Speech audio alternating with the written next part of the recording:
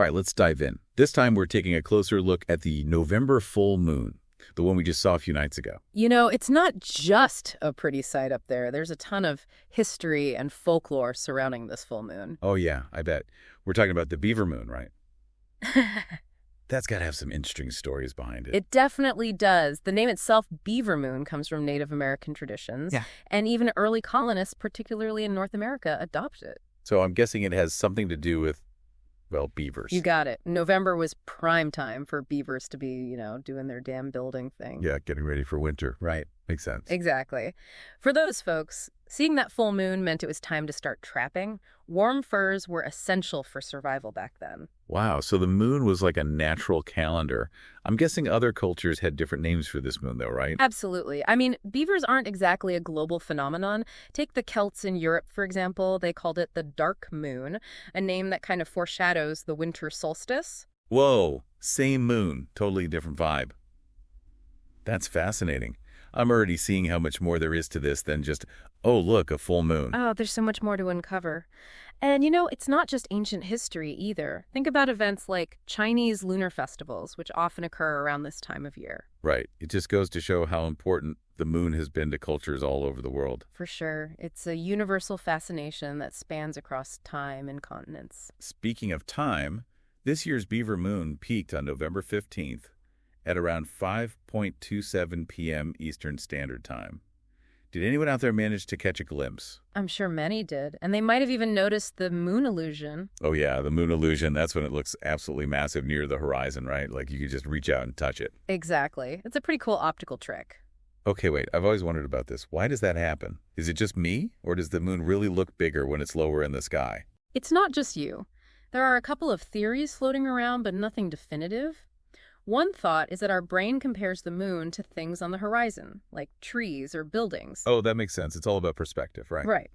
Another theory suggests it's about how our eyes perceive distance when looking through a thicker layer of atmosphere near the horizon. It's like a naturally occurring visual effect. I love that. And to make things even more interesting, this year's beaver moon happened right in the middle of the torrid meteor shower. You're right. It was a great opportunity for skywatchers to see some shooting stars along with that bright moon. It's not every day you get that kind of celestial double feature. Okay, so I know this wasn't technically a supermoon, right? But does that make it any less special? Not at all. While the moon's orbit this time around meant it wasn't quite a supermoon, it was still incredibly bright, especially for anyone away from those city lights. That's so true. I feel like most people these days don't even realize how much light pollution affects what we see in the night sky. You're absolutely right. It really diminishes the experience. Okay, so we've talked about the history and the science behind the beaver moon, but what about the deeper meaning? Right. Full moons often have that kind of, mystical feel to them. They're associated with reflection, new beginnings, things like that. You're picking up on it. And the beaver moon specifically, it's all about preparation, just like those busy beavers getting their lodges ready. I like that. So it's not just about the beavers, it's a message for us too. Yeah. Get ready for what's coming, build a solid foundation, all that jazz. Exactly. Whether it's our career, relationships, or just our personal growth, it's a good time to focus on what truly matters and prepare for the metaphorical winter ahead. Think of it as building your own lodge for whatever challenges come your way. I'm into it. Okay, so how does the astrology of this moon tie into all of this? Well, this full moon happens to be in Taurus. Okay, and Taurus is? The bull. Known for stability, security, enjoying life's simple pleasures. So, cozy vibes, basically. Exactly. This moon amplifies that desire to create a comfortable, safe environment, to nurture ourselves, and really hone in on what brings true contentment. Okay, that totally lines up with the whole building a lodge for winter idea. It's about taking care of ourselves physically and emotionally and focusing on what sustains us. Speaking of comfort, do you do any full moon rituals? Meditation, journaling, anything like that? I've been known to do some journaling under a full moon. There's something about that energy that makes me want to reflect and get those thoughts down on paper. Totally. No judging me here. I've tried a few things myself. But is there any real basis for this whole full moon energy thing? Or is it all just vibes and good intentions? It's definitely a hot topic. Some people swear by the moon's mystical powers. Others think it's all superstition. But I think ultimately it comes down to personal experience and what resonates with you. Yeah, I can see that. But even if we leave the mystical stuff aside, we can't deny the moon's scientific influence on Earth. Right. The tides, for example. Exactly. And it goes beyond the tides, too. There's a growing body of research suggesting the moon's cycles might influence animal behavior as well. Wait, really? Like how? Well, think about nocturnal animals. The amount of moonlight directly affects their ability to hunt, mate, even migrate. And even marine life has influenced certain species time their spawning cycles to specific lunar phases. It's all connected in ways we might not even realize. Wow, I never thought about that. It brings us back to those busy beavers, doesn't it? Their dam building affects so much more than just themselves. Exactly. They create entire ecosystems. It really highlights the ripple effect of their actions and reminds us of that delicate balance in nature, which is definitely influenced by the moon cycles. So we've got history, science, even a bit of symbolism. But let's get practical for a minute. Say someone wants to experience this beaver moon magic for themselves. Any tips? Besides hoping for clear skies, of course. Well, finding a spot away from city lights is key for optimal viewing. Look for somewhere with a clear view of the eastern horizon so you can catch that moonrise. Good point. And maybe pack a blanket, some snacks. Yeah. Make it an event.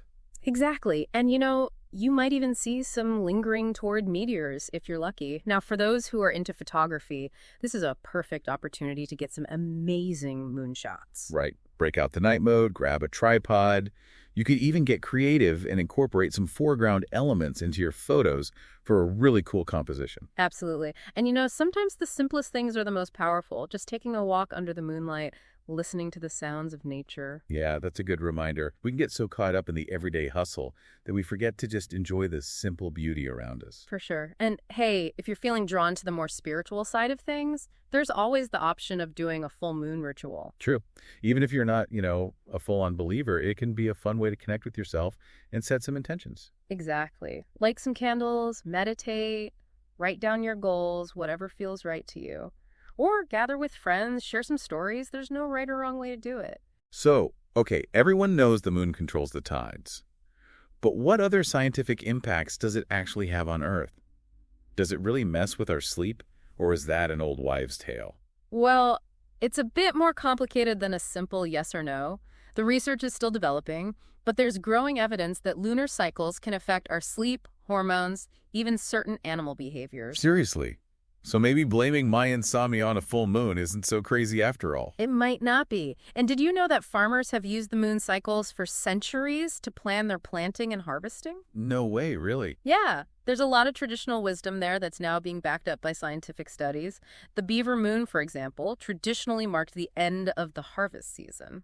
That's incredible. I love how it all connects back together. Right. It's like this beautiful tapestry woven together by the moon's influence. Okay, so we've covered history, science, even some practical tips. But there's one more thing I want to touch on.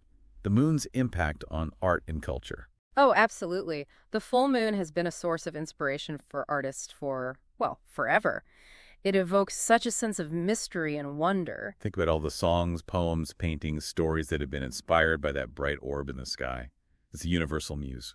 And the themes associated with this November moon, specifically resilience, change, reflection, they're so powerful and resonant for artists. It's a time for looking inward, letting go, embracing the new. And these themes are timeless, They've been inspiring people for centuries. It's like this cosmic link between humans and the celestial world, expressed through our art and storytelling. I like that, a cosmic link. And it's not just a thing of the past. A lot of modern celebrations incorporate art, music, storytelling into their full moon festivities. I love that. It's a way to keep those ancient traditions alive and make them relevant for today.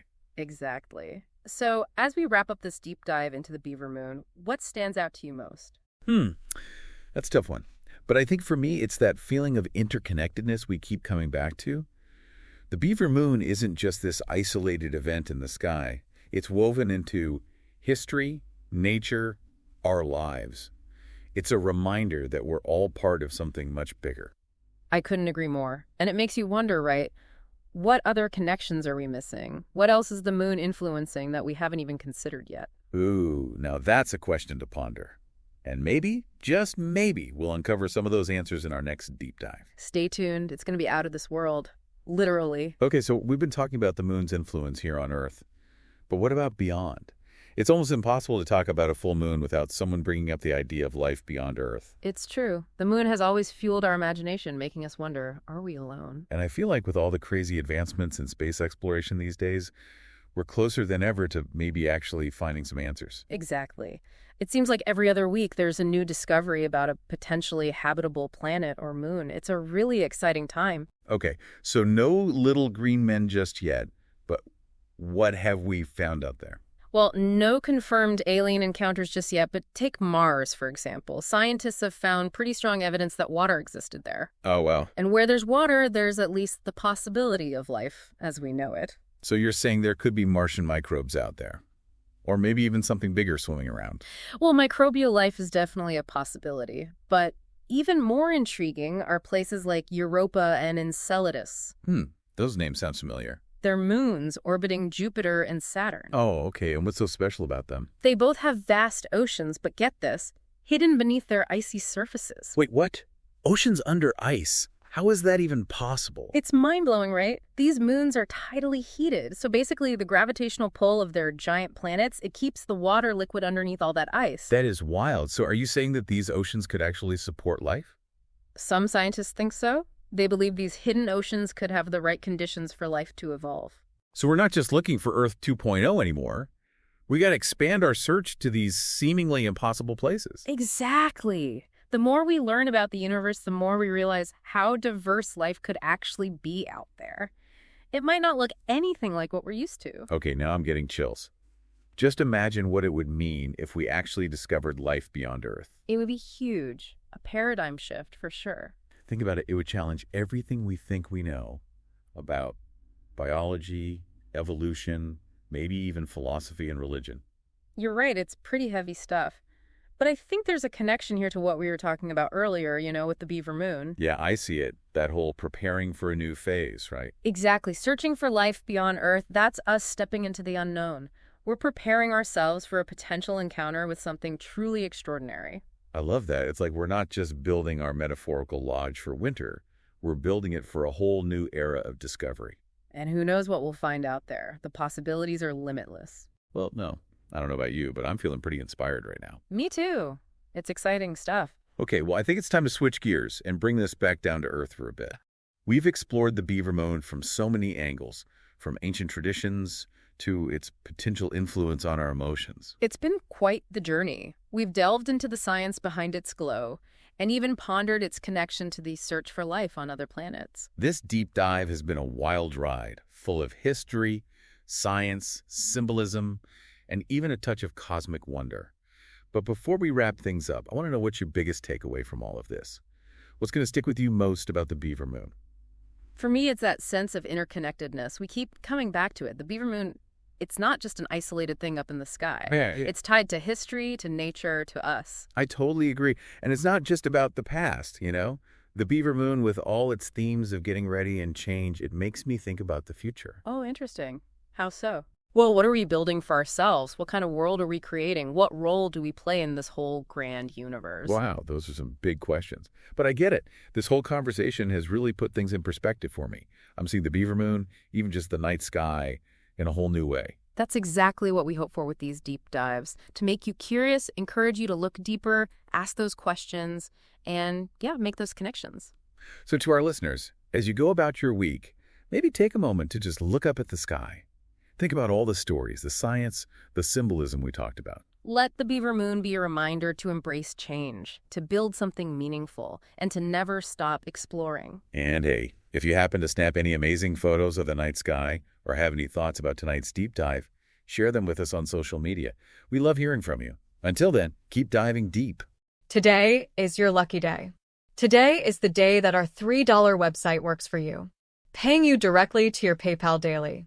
Imagine $3 ongoing continuous payments to your PayPal account. Imagine falling asleep and waking up to $300 in your PayPal account. How would this make you feel? How could this help you? What bills could you pay? What kind of fun could you have? What does that retirement look like now?